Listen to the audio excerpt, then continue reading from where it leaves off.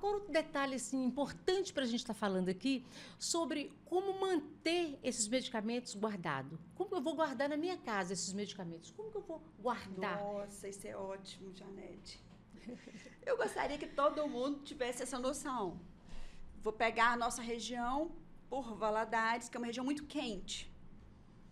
Se você pegar uma cápsula, qualquer que seja, industrializada, manipulada, elas são feitas geralmente de gelatina. Aquela capinha do medicação, aquela cápsula assim. É gelatina, porque não pode agredir o seu estômago, seu intestino, não pode te agredir, certo? Se ela é de gelatina, o que acontece com gelatina em alta temperatura? Vai derreter. Vai derreter.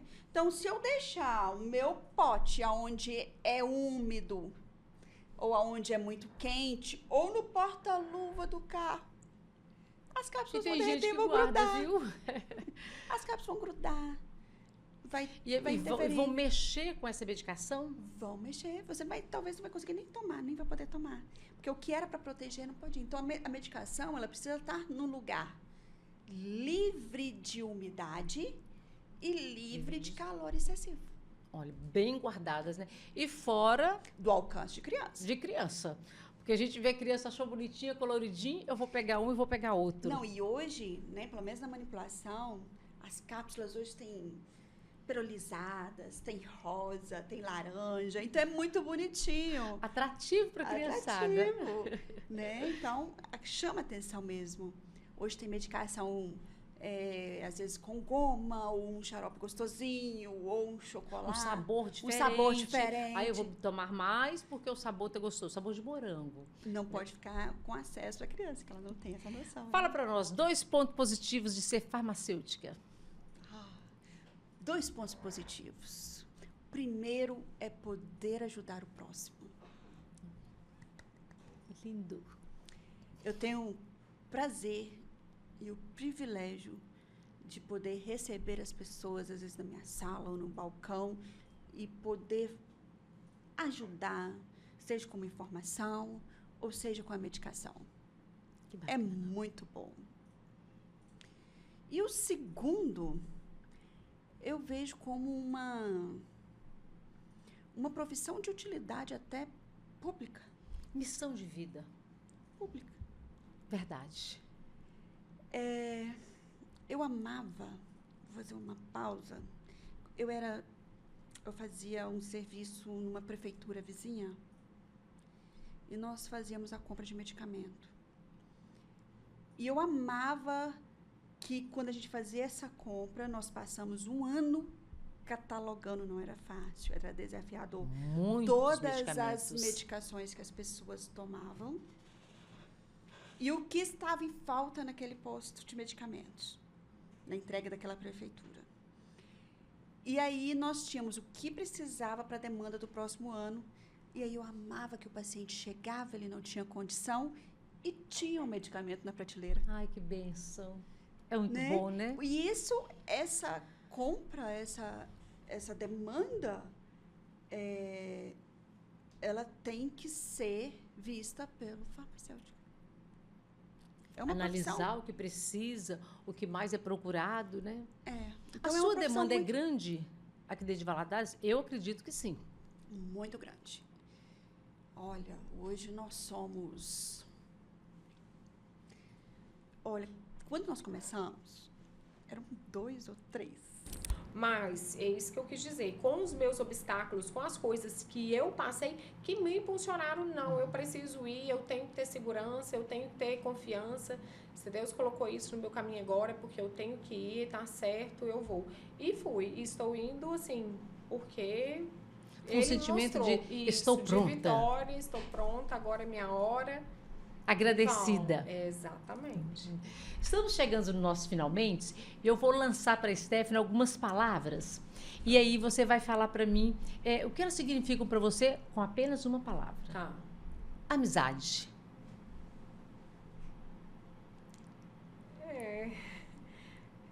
É fácil. Importante? Muito. Lugar. A minha casa. Ai, você é caseira, gosta de ficar em Eu casa? gosto. Ai, que legal. Família. Tudo. Amor? É o que nós precisamos, né? É o necessário. Olha, É que uma palavra, né? É o importante. necessário. Quais são as suas perspectivas para 2025? Eu falo que 2025 é meu. Ó, Tenho é que- meu, abracei. meu, Isso aí, abracei gente. Vamos essa abraçar também. oportunidade. Nossa, gostei, gente boa. Foi muito boa. É meu. É isso mesmo. Eu vou tomar para abracei mim as essa palavras da oportunidade. Stephanie. 2025 também é meu. meu. Eu abracei essa oportunidade que Deus me deu e estou aí para ser meu. Que bom. Você quer deixar um recadinho para os nossos participantes? Esteja à vontade. Então, eu quero dizer, assim, com o meu testemunho, eu passei por muitos obstáculos para poder chegar até aqui. Então, nunca percam a fé e a esperança. É através dela que nos impulsiona a seguir.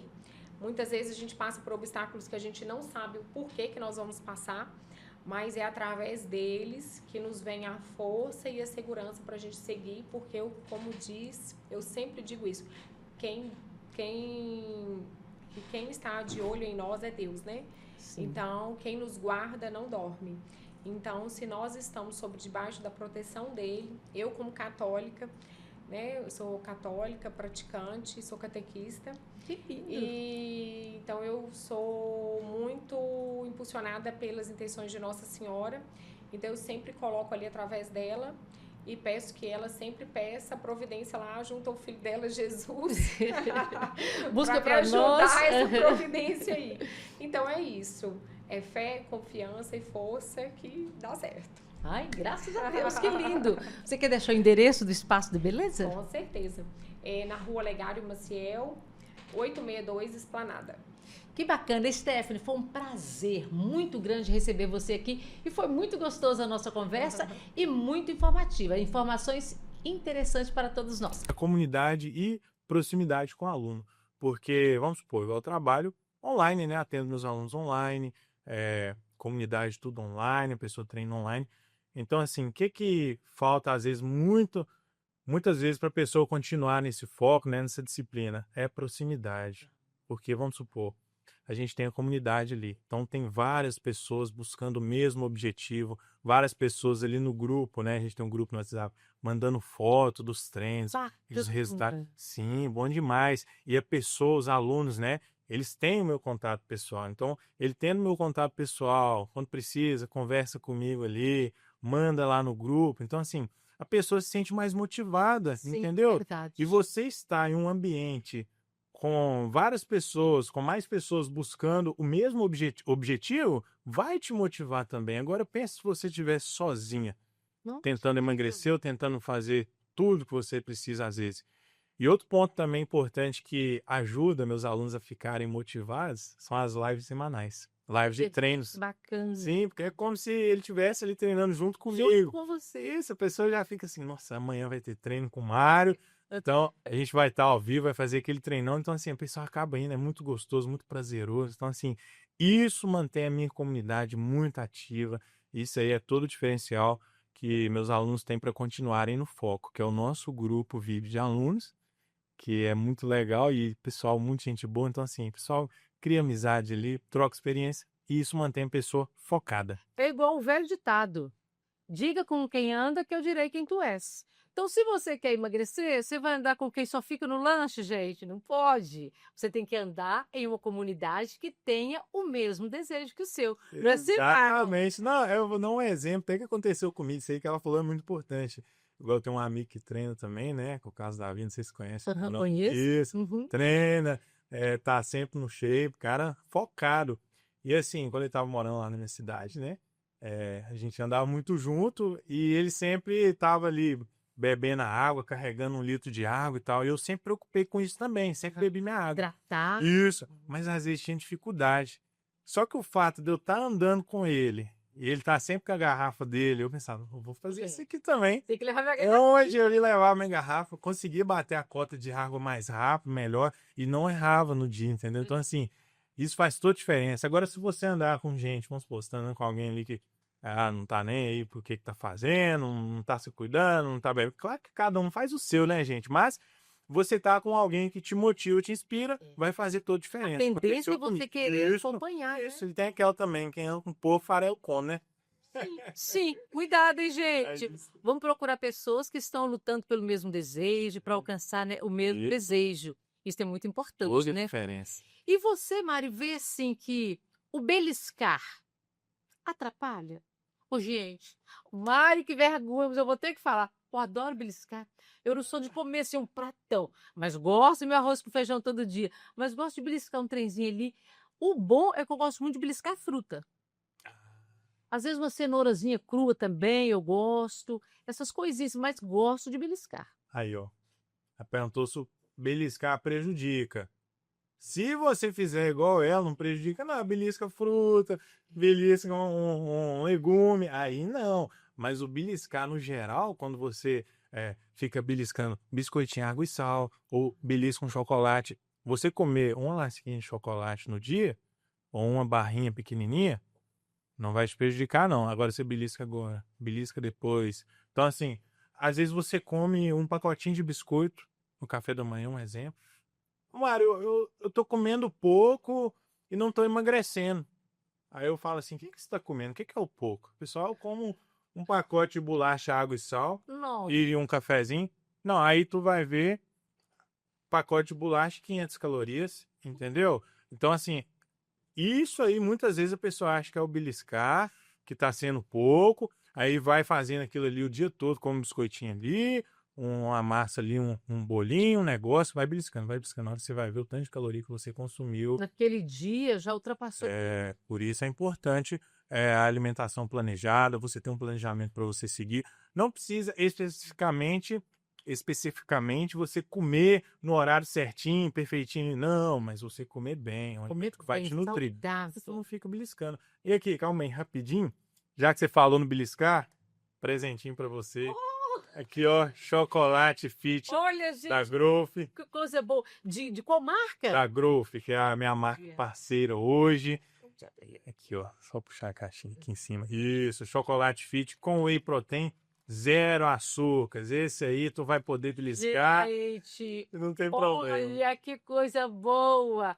Ai, vou experimentar. Já experimenta aí. Oh. Não, agora vocês vão ver pela reação dela, porque muita gente acha que. Hã?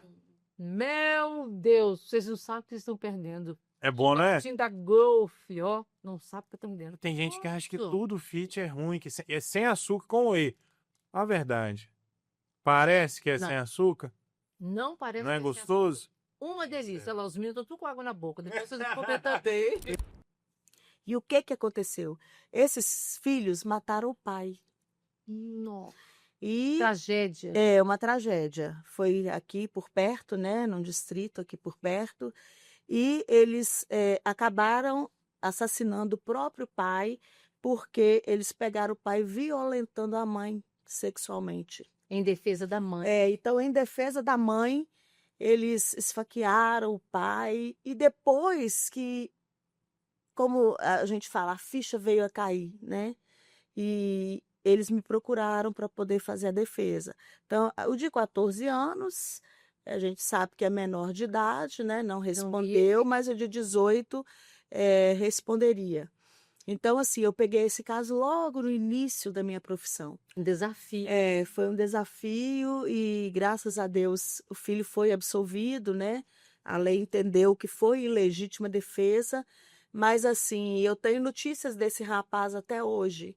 E até hoje ele sofre essa situação, de tudo isso que ele enfrentou, porque na hora da fúria, da raiva, né, do ódio que ele sentiu do pai, ele acabou cometendo esse crime e depois ele se arrependeu, né, de ter feito isso e hoje ele carrega, coitado, essa situação, apesar de ter sido absolvido, foi ilegítima defesa, mas assim, um homem feito, já um homem formado, mas ele traz consigo essa, como se diz assim, uma culpa, uma dor, essa seria a palavra.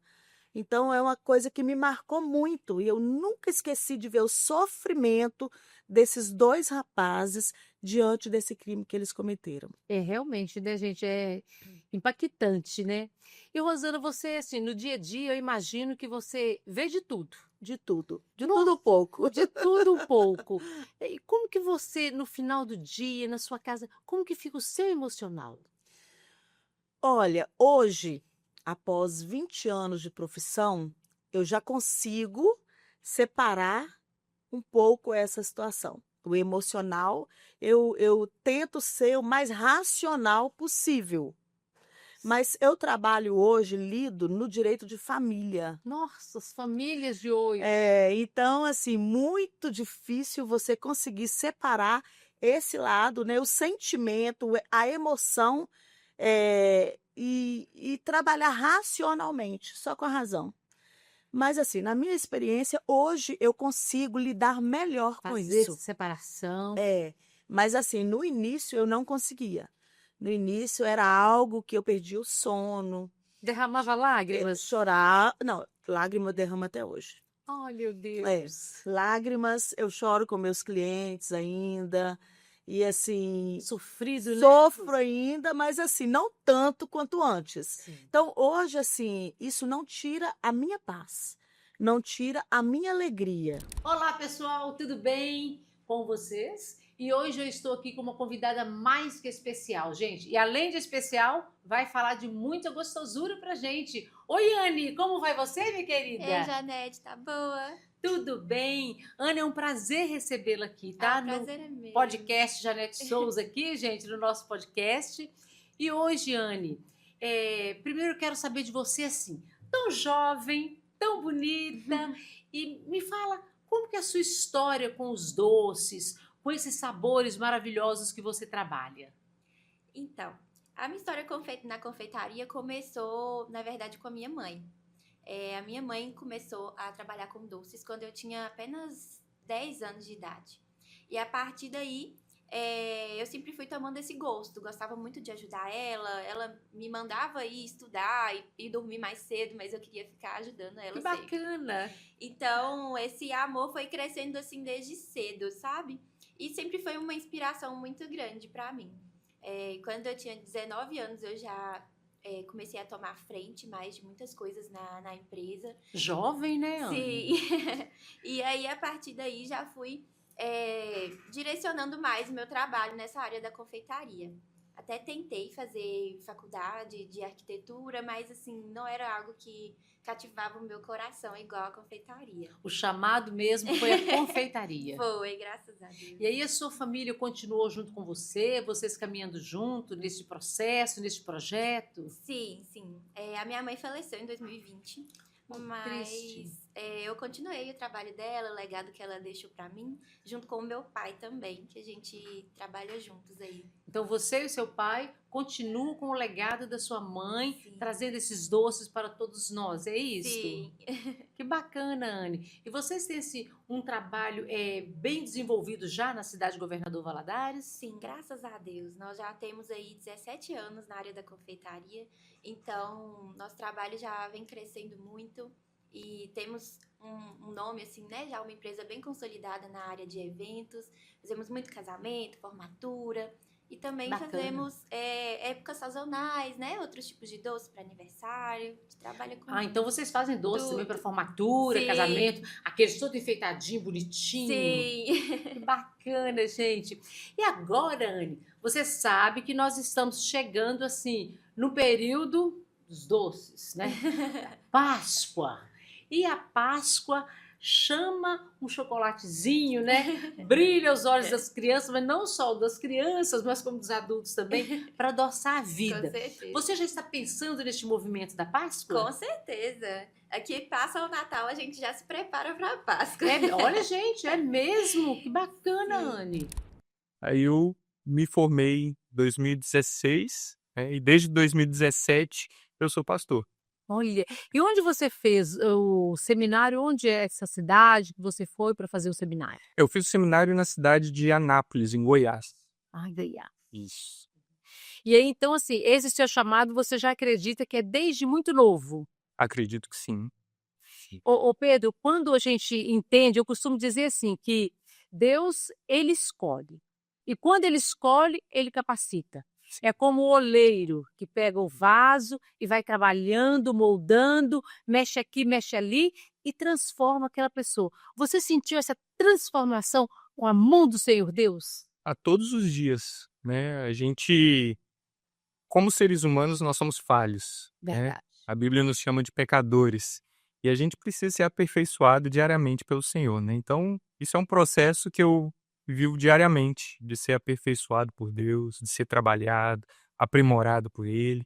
Aí a gente também, claro, faz a nossa parte, né? Nos santificando, estudando cada dia mais, para fazer melhor aquilo que Ele nos chamou para fazer, né? Para agradar os olhos de Deus, Com né? certeza. E eu costumo dizer sempre assim que a gente está sempre buscando a perfeição. Nós não somos perfeitos, somos falhos, como o pastor disse.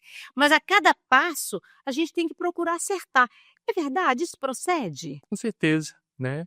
Com o auxílio, a obra do Espírito Santo nos nossos corações, nós vamos sendo aperfeiçoados, né? O apóstolo Paulo diz que nós vamos nos tornando semelhantes a Cristo. Esse é o nosso alvo, é a nossa meta, Que lindo! né? Nos tornarmos mais parecidos com Jesus. Semelhantes a Cristo, que coisa mais linda! Nossa, eu vou levar para minha vida. Isso é muito importante. Quando você iniciou de entregar uma igreja, você encontrou-se uma certa resistência por ser tão novo? Quando eu me formei, eu fui auxiliar um pastor, eu hoje também auxilio um pastor, então eu não sou presidente da igreja, isso torna as coisas mais fáceis, né? Tem um pastor ali mais experiente que, na hora do aperto, ele assume a bronca, né? E eu fui também trabalhar com jovens e adolescentes, né?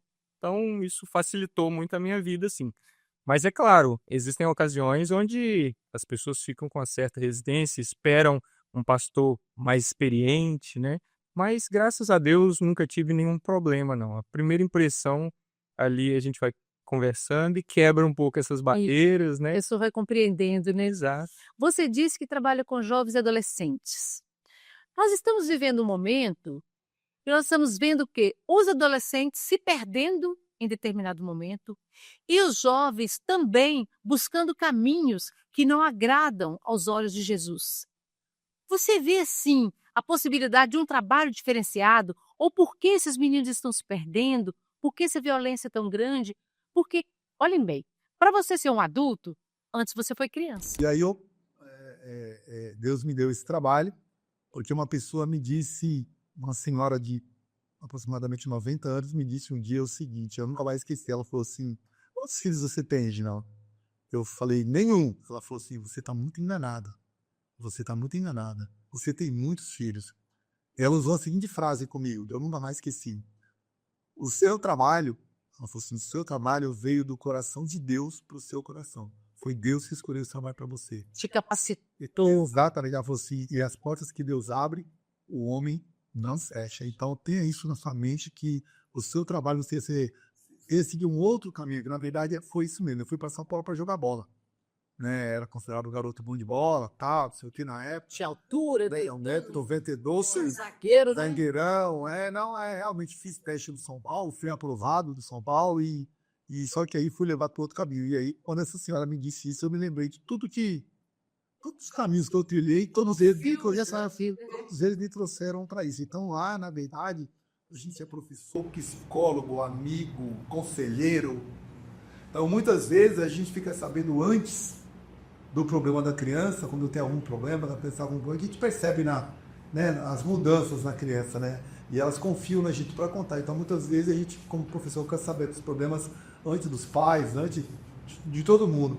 E aí, o nosso papel hoje, o nosso dever hoje é zelar e proteger essas crianças da melhor forma possível. Eu me sinto muito honrado por Deus, né? E muito honrado também pelas pessoas que confiam no meu trabalho, porque também não dá para o Rogério, como prefeito, ou qualquer outro prefeito, confiar em você assim, indiscriminadamente. Eu tenho que realmente saber da sua história, porque a gente tem muitas histórias ruins também. Sim, verdade. Então eu fico grato a Deus pelo trabalho e pela confiança que as pessoas têm em mim.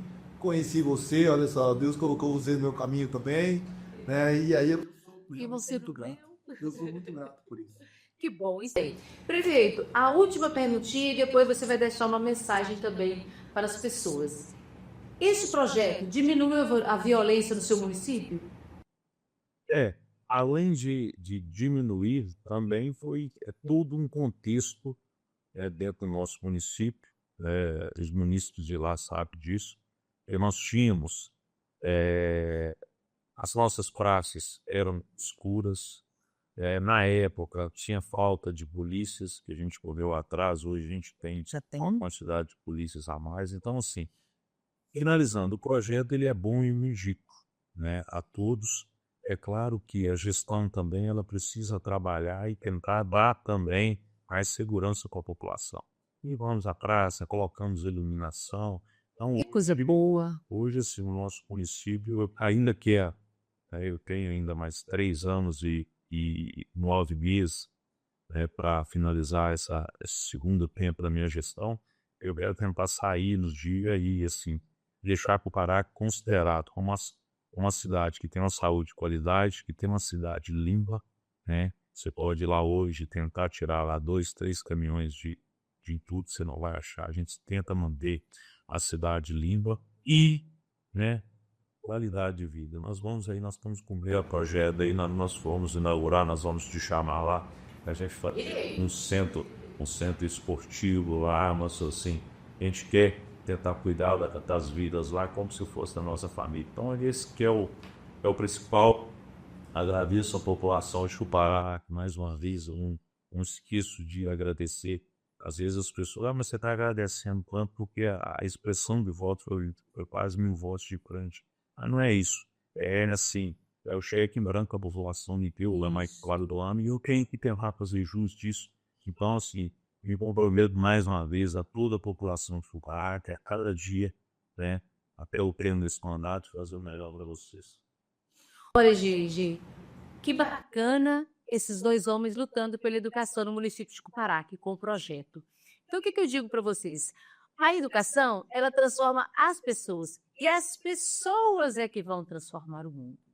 Então, olha, a Deus toda honra e toda glória. Eu agradeço a vocês pelo trabalho de vocês e pelo convite de estar aqui comigo. Muito obrigada, Reginaldo. Deixa eu aproveitar, Janete, e dizer para você o seguinte: estamos trabalhando para que o jiu-jitsu chegue ao governador Valadares. E, se Deus quiser, muito em breve o projeto estará funcionando. Eu ouvi os rumores, então é verdade? Olha o Reginaldo confirmando aqui, gente. Pois é, a gente está trabalhando aí, se Deus quiser, muito em breve o jiu-jitsu vai estar acontecendo aqui em governador Valadares também. A gente já está aí em conversas aí com o nosso prefeito, Coronel Sandro, com a sua equipe, já tive uma reunião com a secretária de Educação, com o pessoal da assistência social. Então, estamos aí trabalhando aí para, se Deus quiser. Sobre um tema, né, doutora? Por que esse tema sobre doença mental está tão em alta? Fala para nós. A saúde mental, ela está muito em voga, principalmente desde a pandemia, né? Que as pessoas começaram a perceber os sintomas emocionais, ver que isso não é tanto frescura, não é bobagem, o tanto que isso impacta na nossa vida, no nosso dia a dia e em tudo que a gente faz. Então, aquela pandemia, ela tornou isso mais aflorado nas pessoas? Exatamente, porque as pessoas viveram com medo, né? Medo do desconhecido, medo de morrer, medo de perder alguém importante também. Então, tudo ficou muito aflorado, né? As incertezas da vida. Será que a gente vai viver? Será que a gente vai usar máscara para sempre? Será que a gente vai poder voltar a ter uma vida normal? E quantas pessoas próximas de nós perdemos, né? Exatamente. Naquele período. Isso mexe com o emocional das pessoas? Com certeza. A gente nunca tá pronto pra morte. É algo tão certeiro, né? A única certeza que a gente tem na vida é a morte, mas a gente nunca tá preparado. Que a gente caminha pra lá, né? Principalmente quando é alguém próximo. A nossa cultura não tá acostumada com a morte. Outras culturas, as orientais, eles lidam melhor com a morte. Já a nossa cultura tem essa imensa dificuldade. Essa dor, né? Esse apego é muito difícil. Demais. Mas o que eu posso dizer, assim, que caracteriza doença mental? Então, primeiramente, a gente tem que ter em vista a diferença entre o normal e o patológico, para a gente não patologizar a nossa vida comum. Sim. Porque todo mundo sente tristeza, todo mundo tem um pouquinho de ansiedade, todo mundo tem sintomas que, se a gente for parar para analisar isoladamente, configura um transtorno mental. Por isso que a gente tem que analisar dentro de um contexto. E o que diferencia esse normal do patológico? A gente tem que pegar os sintomas e olhar a frequência, a intensidade, a duração desses sintomas e o tipo de prejuízo que ele está causando. Porque quando é muito intenso, muito frequente e de duração muito longa, vai impactar em diversas esferas da vida da pessoa. Por isso que a gente tem que tomar muito cuidado, né? Ah, fulano tá depressivo, ah, fulano tá isso. Às vezes fulano tá só triste, passou por algum momento difícil na vida dele. Um período, né? Exatamente, e a tristeza ela é extremamente necessária na nossa vida. Todas as emoções são importantes. Porque ninguém é triste para sempre, ninguém é alegre para sempre, ninguém chora para sempre, né, doutora? Justamente, por isso que a gente tem que analisar a frequência daqueles sintomas, a duração e como é que isso está impactando na vida da pessoa. E são impactos, assim, bem fortes, né? Para a gente considerar um adoecimento, mesmo um transtorno mental, tem que estar causando um prejuízo significativo. E quais são os transtornos mentais mais comuns, os que mais acontecem, que você mais atende lá na sua clínica, no seu trabalho? Então, a OMS lançou um dado em 2023 que é a depressão e a ansiedade. Equivale a 60% dos casos. Ganhando, tá lá em Nossa, cima. Demais. Ela é muito importante porque isso dá uma dignidade para a pessoa que está sendo denominada da maneira correta. E os termos corretos para as pessoas com deficiência, elas dizem respeito às outras pessoas também. Toda vez que a gente fala do outro, a gente acaba falando da gente também. Com certeza. Então, estar atualizado é uma questão importante porque a gente evita cair em enganos. Como, por exemplo, a gente ter numa escola uma classe de pessoas com deficiência e, do outro lado, a gente achar que tem uma classe de pessoas normais, em contrapartida da classe das pessoas com deficiência. Então, chamar as pessoas com deficiência de pessoas com deficiência, chamar as outras pessoas de pessoas comuns e não pessoas normais, como se as pessoas com deficiência não fossem pessoas normais, é muito importante para dar dignidade para as pessoas com deficiência. Elas merecem isso, Sim, merecem. assim como qualquer outra pessoa.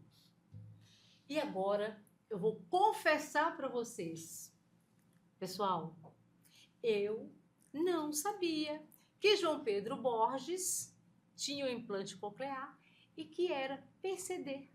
Exatamente. Olha para vocês verem. Você olha que coisa linda, gente. E assim, eu sou uma pessoa que venceu um diagnóstico. Trabalhou muito para estar bem, Sim. sua família. Assim, e às vezes eu me surpreendo com o lugar que eu ocupo, porque é uma questão de ter vencido paradigmas que se colocam, estereótipos que se colocam sobre a pessoa com deficiência. A minha mãe me conta que quando esse diagnóstico de pessoa com deficiência auditiva muito grave saiu, quando eu era criança, ela recebeu somente infelizes informações a respeito de como seria uma vida com uma deficiência auditiva tão grave, né? Pensando assim no bem-estar do filho dela, e ela escutou que provavelmente o filho dela não seria uma pessoa com desenvoltura musical, por exemplo, que não conseguiria tocar instrumentos de corda. E eu sou uma pessoa apaixonada por música. Eu amo instrumentos de percussão, sei tocar violão, sei tocar vários outros instrumentos. Ela escutou também que eu seria uma pessoa que teria dificuldade no social, não conseguiria jogar esportes coletivos, por exemplo. Eu sou atleta há mais de 10 anos, jogo com times, sabe? E também tem a preocupação acadêmica. Como que esse menino vai ficar numa escola de pessoas normais, né? Esse menino não escuta, né? Ele vai precisar ser colocado, né? E não tive nenhum problema acadêmico, assim, muito grave. Enfrentei entraves na universidade, eu tive discussões sérias a respeito disso, de fato de acessibilidade. Mas hoje eu sou advogado. Então, assim, as coisas, elas não funcionam como o diagnóstico prevê. Então, uma outra recomendação é você que tem uma pessoa com deficiência no seu convívio, não se atrele ao diagnóstico. Faça com que essa pessoa tenha oportunidade de desenvolver as qualidades que ela tem para além da deficiência dela. Para o meu, a perspectiva de vida para ele era só de 5 anos a 6 anos de vida. Só chegaria aí. E hoje ele está com 26 anos. Em julho ele faz 27. Para a honra e glória do Senhor. Doutor, muito obrigada, tá? O podcast Janete Souza está aberto para você quando você sentir vontade de vir aqui. Muito obrigado. Novamente agradeço o convite. Muito obrigada. Tchauzinho, pessoal.